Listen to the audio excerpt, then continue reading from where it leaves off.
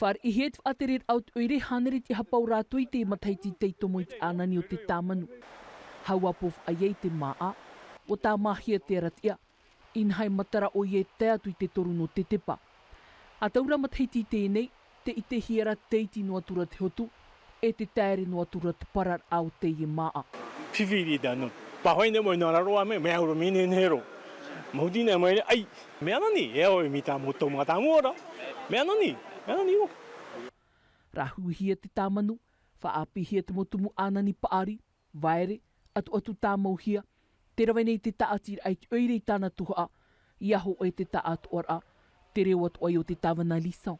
E tāna āmui no te mei tui te rawe hia mai, o te manao, te peretiteni, o te taatira mo whia tomo anani, e tō mori I pupuno pai te hare maira.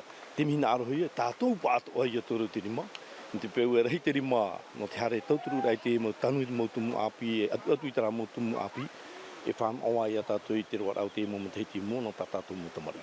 Te mhano a te, iritihia te tomor a anani te huira atira, piti hanere tāra, te anihi ai te tātatat e tei, haua tomo atu ai, te anani o te Tamanu.